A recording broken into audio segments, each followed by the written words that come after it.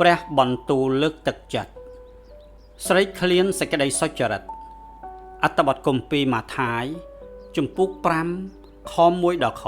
2និងខ6ព្រះយេស៊ូវទតឃើញមហាជនទាំងនេះព្រះអង្គយាងឡើងទៅលើភ្នំរួចព្រះអង្គគង់នៅទីនោះសិស្សនាំគ្នាចូលមកគាល់ព្រះអង្គក៏មានព្រះបន្ទូលបង្រៀនគេថាអ្នកណាស្រេកឃ្លានសេចក្តីសុចរិតអ្នកនោះមានសុភមង្គលហើយត្បិតព្រះជាម្ចាស់នឹងប្រទានឲ្យពួកគេបានឆ្អែតមានរឿងមួយដែលតែងតែកើតឡើងចំពោះយើងភាគច្រើនតាំងតែពីយើងនៅពីក្មេងរហូតដល់វ័យចំណាស់នោះគឺជាអំពើខុសឆ្គងអំពើអាក្រក់និងអំពើអយុត្តិធម៌ដ៏ខ្លាំងបំផុតដែលបានកើតឡើងចំពោះលោកអ្នកឬកើតឡើងចំពោះអ្នកណាម្នាក់ដែលលោកអ្នកស្រឡាញ់ហើយលោកអ្នកអង្គុយរងចាំយុត្តិធម៌ធ្លាក់មកលើអ្នកនោះប៉ុន្តែពេលវេលាក៏បានកន្លងផុតទៅហើយលោកអ្នកក៏ដឹងថាជនខលខូចនោះកំពុងតែរួចខ្លួនថែមទាំងមិនមានរឿងអ្វីកើតឡើងទាំងអស់ចំពោះរូបគេឬគ្រាន់តែគេដាក់ទោសស្រាលដូចជាប្រមានបន្តិចបន្តួចហើយក៏ត្រូវគេបំភ្លេចចោលយ៉ាងលឿនដូច្នេះលោកអ្នកក៏មានអារម្មណ៍ខឹងសម្បារយ៉ាងខ្លាំងហើយលោកអ្នកប្រហែលជាយកកំហឹងនោះទៅប្រាប់នរណាម្នាក់ដែលលោកអ្នកចាត់ទុកថាអាចទុកចិត្តបានដូចជាឪពុកម្ដាយគ្រូបង្រៀនឬគ្រូកងវិលរបស់លោកអ្នកជាដើមហើយពួកគាត់ក៏ប្រាប់លោកអ្នកត្រង់ថាពិតមែនហើយលោកកៃនេះតែងតែបែបនេះឯងឬបែបនេះគឺពិតជាធ្វើឲ្យលោកអ្នកឈឺចាប់ណាស់ធ្វើឲ្យលោកអ្នកដើរចេញទាំងកំហឹងព្រោះវិចារណញ្ញាណរបស់លោកអ្នកបានប្រាប់ថាមិនគួរបានចម្លើយបែបនេះសោះព្រោះលោកអ្នកចង់តាមរកយុត្តិធម៌ឲ្យខាន់តែបានប៉ុន្តែលោកអ្នកមិនអាចរកបានទាល់តែសោះលោកអ្នកចង់ឃើញគេនាំបុគ្គលនោះមកទទួលទោសប៉ុន្តែមិនអាចធ្វើបានទេព្រោះគ្រប់យ៉ាងត្រូវបញ្ចប់អស់ហើយមកដល់ត្រង់ចំណុចនេះលោកអ្នកអាចមានផ្លូវពីរដើម្បីជ្រើសរើសទី1គឺលោកអ្នកអាចបោះបង់ចោលការធ្វើល្អទាំងស្រុងហើយคล้ายទៅជាមនុស្សដែលមានចិត្តល្វីងជូរចត់និងមានទស្សនៈអវិជ្ជមានទៅលើលោកីនេះលោកអ្នកថែមទាំងអាចសម្រេចចិត្តថាការធ្វើល្អ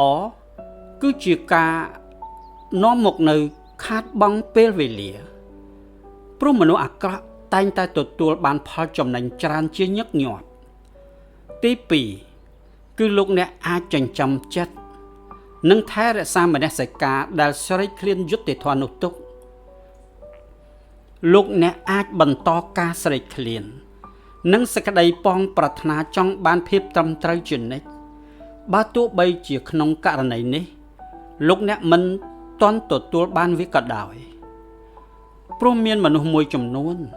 គេហ៊ានលះបង់ជីវិតរបស់ពួកគេដើម្បីដោះស្រាយបញ្ហានោះដើម្បីនាំមកនៅយុត្តិធម៌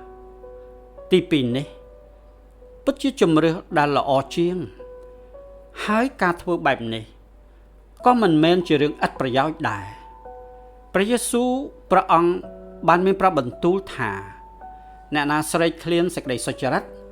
អ្នកនោះមានសុភមង្គលហើយ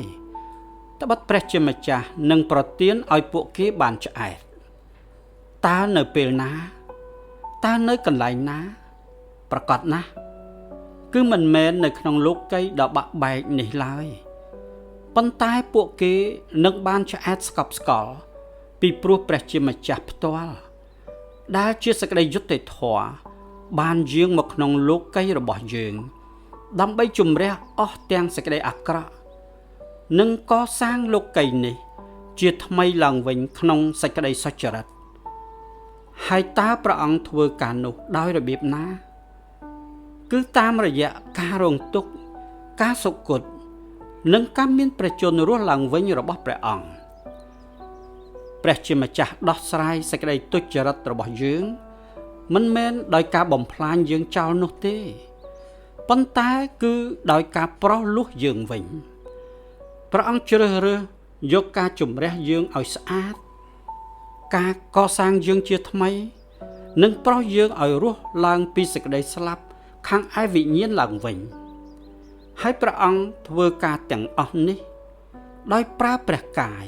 និងព្រះលោហិតរបស់ព្រះអង្គផ្ទាល់ព្រះយេស៊ូវបានបង់ថ្លៃនៃយុត្តិធម៌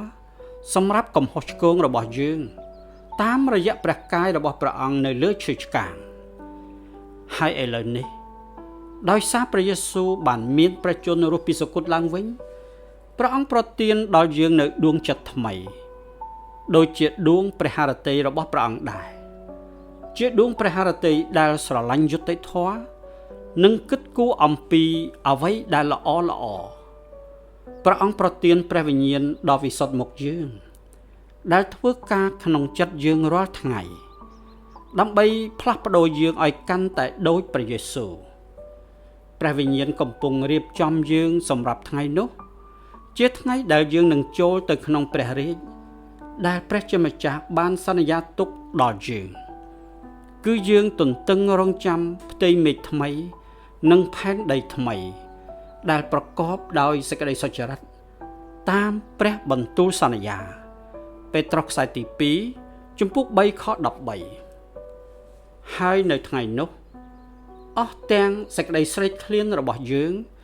នឹងត្រូវបាត់សាបសូន្យពីព្រោះយើងនឹងនៅជាមួយព្រះអម្ចាស់អស់កាលជានិច្ចហើយព្រះអង្គផ្ទាល់